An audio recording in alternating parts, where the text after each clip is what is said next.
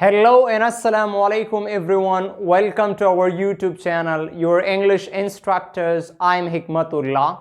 And today we are going to study introduction. سلامونه او نیکی هیلی امید لرم چې ټول به روغ یاستئ. زمونږ نن ټاپک چې دی introduction دی. Introduction مطلب تعارف.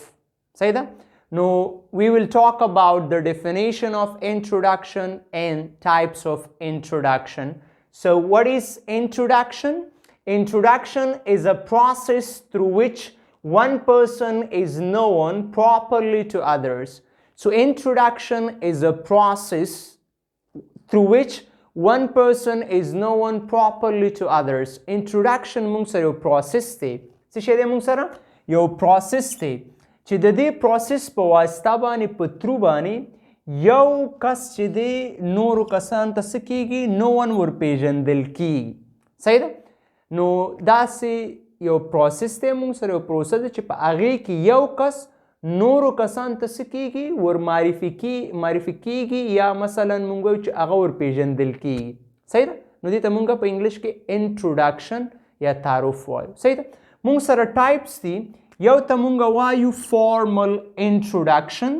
یو ته مونږ وایو انفارمل انټروډکشن Now what is formal introduction? Formal introduction مونږ سره څه شی دی یا کوم دی It is an introduction which is used in some formal places.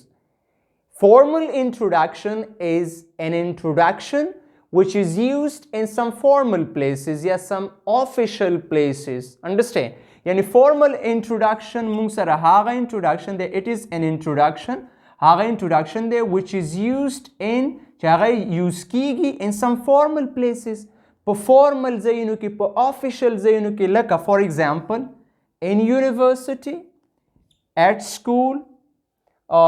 in the office لکه داسې ځایونو کې مونږ سره به کوم introduction راځي هغې کې مونږ formal introduction use کوو ټیک شو بل مونږ سره دی informal introduction It is an introduction which is used in some informal places یعنی informal introduction مونږ سره هغه introduction دی چې هغه مونږ سره په informal ځایونو کې یوز کیږي یا په official ځایونو کې نه یوز کیږي په informal places کې لکه for example بازار پارک روډ on the road مطلب په روډ باندې ولاړ چا سره تعارف کې انټروډکشن کې یا بازار کې چا سره انټروډکشن کې یا پارک کې چا سره انټروډکشن کې نو دلته مونږ انفارمل انټروډکشن یوز کوو او چې کله ته په یونیورسټي کې په سکول کې په آفس کې انټروډکشن کې نو هلته به ته کوم انټروډکشن یوز کې فارمل انټروډکشن Okay, now what do we use in a formal introduction and what do we use an informal introduction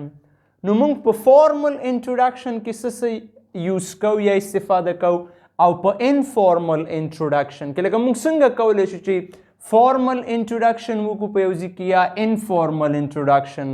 یعنی formal تعارف وکړو یا informal صحیح ده چا سره معرفت وکړو نو په formal introduction کې brother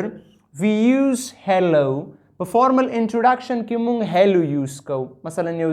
آفس لازي یو سکول کې یو یونیورسټي کې ته ځان یو کس تعارف کې خپل انټروډکشن کې نو هلته به ته هیلو وې په انفارمل انټروډکشن کې به ته های وې صحیح ده په فارمل انټروډکشن کې مونږ وایو آی ایم او په انفارمل انټروډکشن کې مونږ وایو مای نیم از په فارمل انټروډکشن کې مونږ ویو نایس ټو میټ یو او په انفارمل انټروډکشن کې مونږ وایو ګلیډ ټو میټ یو